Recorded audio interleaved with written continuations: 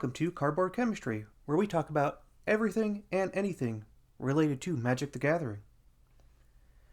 I'm the beaker in your speaker, a test tube dude, the goat in a lab coat, just a slippery boggle in goggles. I'm your host, MTG Labman, and without further ado, let's get into our topic for today. Morning, everyone. Now, today's topic is how universes within sets are being outshined by universes beyond sets in Magic. A little bit of behind the scenes. Yesterday was December 9th. They released the initial spoilers for the upcoming Marvel set that's coming out in June. And Monday, the 8th, was the beginning of the story for Lorwyn Eclipsed. So, Lorwyn Eclipsed is the next set in the Magic the Gathering universe. It releases in January, and we're already getting spoilers for a set that isn't being released until June because it's a Marvel set, it's a superhero set. They're pushing it out to build hype for Marvel, considering the lackluster performance of the Spider-Man set that released earlier this year. And that's kind of where I have an issue. I'm not the only one, and it's a little bit of a hot topic, but we see a lot more push and emphasis on these universes beyond sets, these other IPs that Wizards is working with, Hasbro is working with, to get visibility, and then we see that the in-universe sets don't seem to be getting as much attention, and it's kind of disheartening. I mean, we look at what's been spoiled. I think there have been more cards spoiled for the superhero set, the Marvel superhero set, and the Teenage Mutant Ninja Turtle set than there has been for Lorwyn Eclipsed, and Lorwyn Eclipsed is the next set that comes out. So, therein lies the frustration in the community, especially for diehard universes within fans. It's Lorwyn. We haven't been to Lorwyn in 18 years when Lorwyn Eclipse comes out. I mean, I started playing when the original Lorwyn block came out, and you're talking people that were born when Lorwyn released are now full-grown adults. They have graduated high school, they're on their way to college or into the workforce, and so I know there's a lot of hype and a lot of excitement behind getting back to Lorwyn. I mean, core tribal mechanic set with merfolk, fairies, changelings, giants, kithkin, elves, elementals, and it's that jump back to core fantasy theme that I think a lot of people are really excited for. I mean, the last few sets this year have been Edge of Eternities, which was sci-fi, high fantasy, but that got kind of pushed under the rug by Spider-Man and Avatar. And granted, I there are some good cards in Spider-Man. I love Avatar: The Last Airbender as a show, and the cards that came out are quite impressive.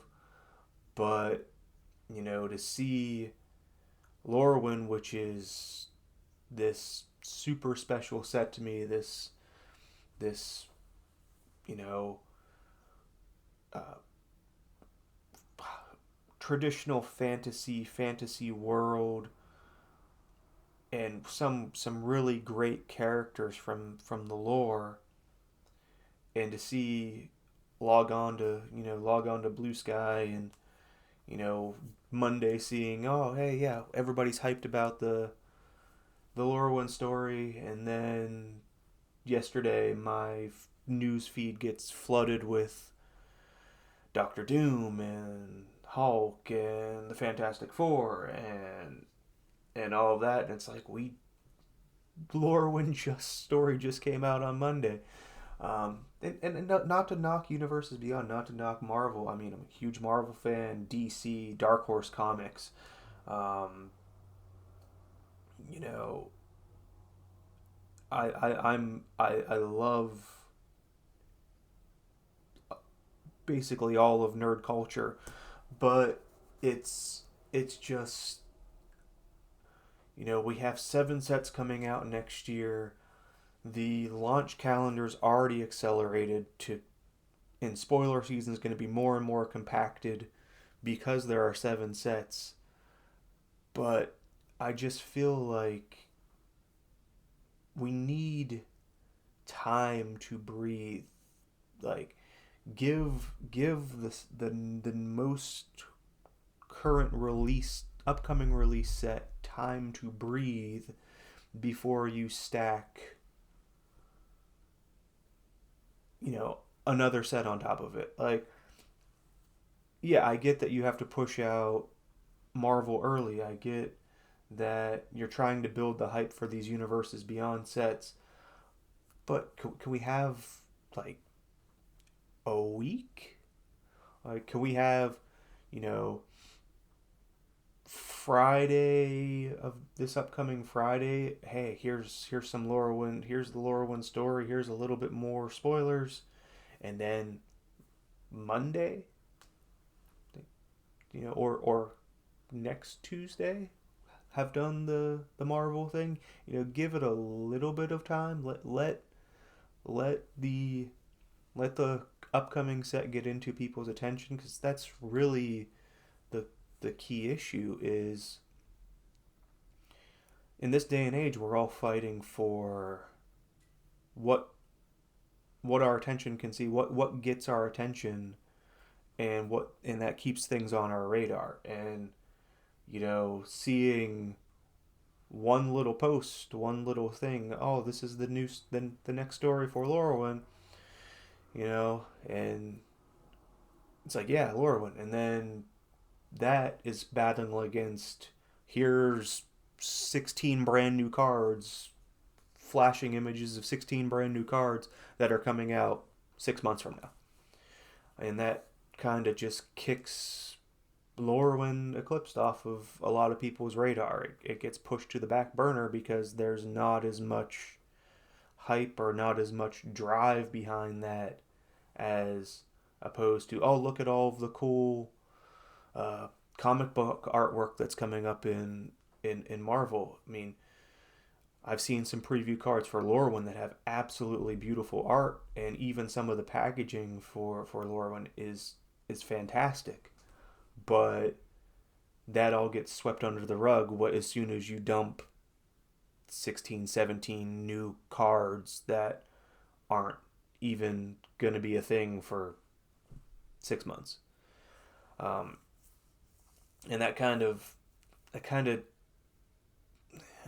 just is a little bit concerning. Already next year we have more universes beyond sets than universes within sets, and I mean, I get that. I get that. Universes Beyond brings in a lot of people, um, and like I said, there are good cards in Universes Beyond. I'm not a Universes Beyond hater. Like, I like seeing Spider Man. I like seeing Avatar, Final Fantasy, Lord of the Rings. I'm stoked for Teenage Mutant Ninja Turtles and Star Trek next year, and The Hobbit. I mean, it's just,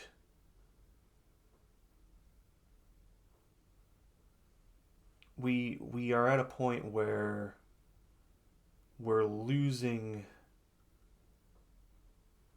MTG lore, and we're getting more and more Universes Beyond lore. And I just think that we just need to take a break. Like I said, no problem with Universes Beyond. They say 2027 is going to be half universes within, have universes beyond. I just I just want to make sure we're not losing sight of magic. And I say that, I mean, I come from back when we had 3 block sets and you'd spend time in a place and you get to learn the place and you get to learn the characters in the plane. And so, that I could see where that got boring and people got tired because, hey, it's you're spending an entire year on this plane, and there wasn't enough change. But now we're at the flip side of that, where there's so much change in a year that kind of miss being in a location and getting to know that story, getting to know those characters. And I just hope that,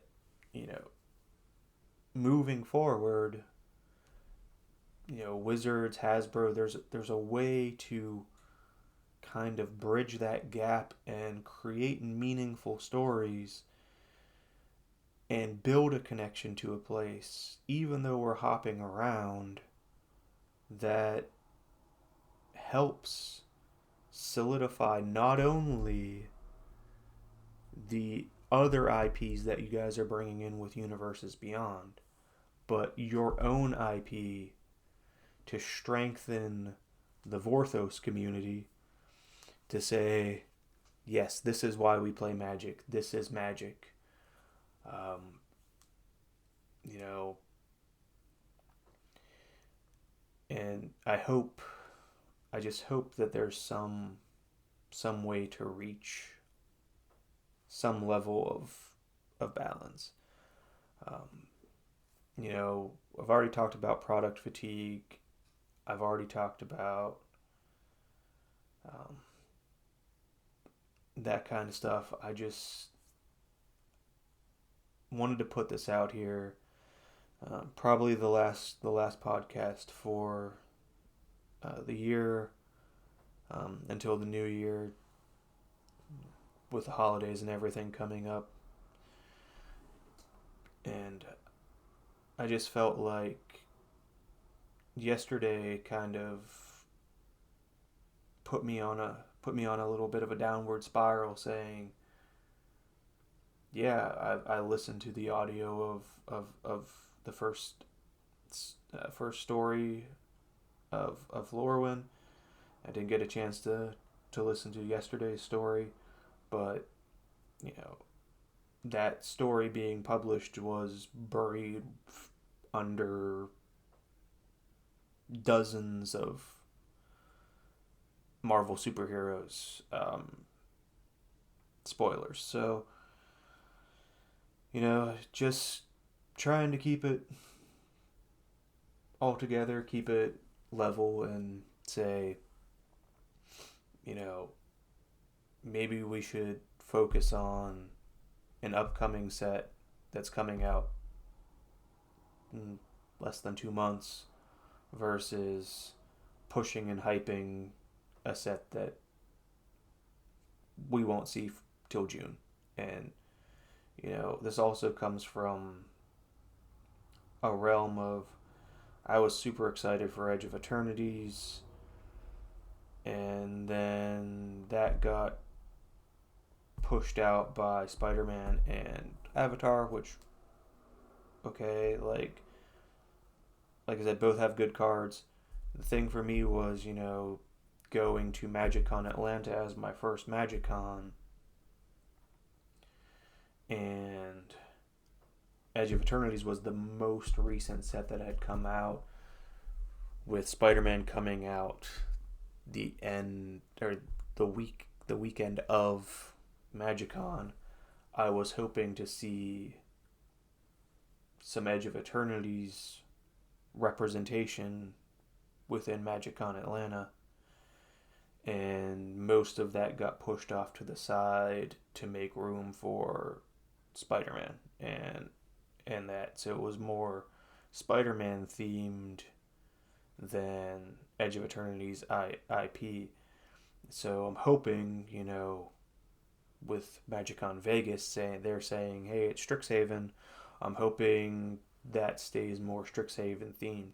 I know more than likely Amsterdam, with it being around Spider-Man or around Marvel, is going to be probably superhero themed, and then Atlanta, being around Star Trek release, is most likely going to be a Star Trek themed con, which I'm fine with. Star Trek themed con. I'm fine with the superhero themed con. Just knowing going in um, would would be a little bit of heads up.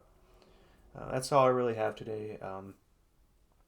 Uh, Feel free to comment on any of the podcast. I do look at the comments. I also have extended all of the polls on my previous podcast until late February. So feel free to chime in and put your opinions in. And I'll catch you guys on the next one. Take care.